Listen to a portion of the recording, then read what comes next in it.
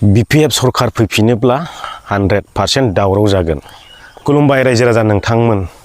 दिनै गोदान भिडिअजों लोगोसे लोगो मोनफिनबावलायबाय। BTC इलेक्शननि सिगां आङो फंसे बाथ्रा बुंदोंमोन।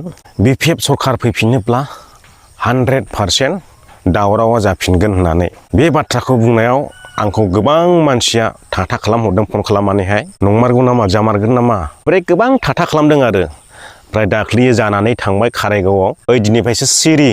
रावबो जेबो थाथा खालामहराखै आरो मास मोनसेनि उनाव जाबावबाय रनिखाथायाव सिरि बेवहाय बेफोरबायदि थाथा खालामहरग्राफ्रा। बिनिखायनो आं दिनै गोसोखांफिनदों BPF सरकार फैनायनिफ्रायनो जोंनि सान्थालि कमिउनिटिनि बिदा फंबायफ्रा जोंनि बर' जाथिजों ओरैबायदि सुथुर जानानै दङना। बिथांमोना ओरैबायदि ट्रल खालामगासिनो जोंखौ ससियेल मिडियायाव।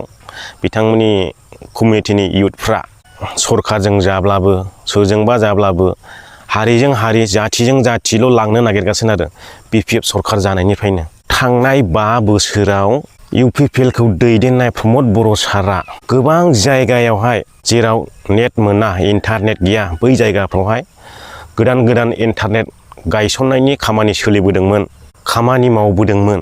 ओमफ्राय दिनै फैयै फैयै मा दिनैहाय इन्टारनेटसो बन्द जायो। दाख्लैबो जालायबाय कारायगावआव सप्तासे बन्द आरो नेक्स्ट टाइम जाबावलायबाय रनिखाथायाव बेयावबो इन्टारनेट बन्द। बै समावहाय प्रमद बर' सारा बेंक गैयि जायगायाव बेंक, इन्टारनेट गैयि जायगायाव इन्टारनेट टावार गायसनबोदोंमोन। ओमफ्राय दिनै BPF सरकार फैनानै दावरावआबो सुरु जाबाय, इन्टारनेटआबो सप्ताफा गाहाम बन्द जासै आरो। अब्ला नायदो BTCआव थानाय गासैबो हारि माहारिनि संगठनफोरखौ दैदेनगिरिफोरखौहाय लानानै खामानि मावफादोंमोन, बिसिबां गोजोन सान्थि फैदोंमोन। ओमफ्राय दिनै जोंखौ सान्थालि हारिनि सुबुंफ्रा बर'खौ लानानै बिराद ट्रल खालामगासिनो। मालाबा बुङो आसामखौनो सावग्लुंजोबगोन, मालाबा बुङो BTC सावग्लुंजोबगोन, मालाबा बुङो BTCआव हाबनानै दानस'जोबगोन। बे मा बिदिजों जोंनि जायगाया डेभेलप जागोन नामा? नोंथांमोनानो कमेन्ट खालामदो, आं जेबो बुंनो हाला।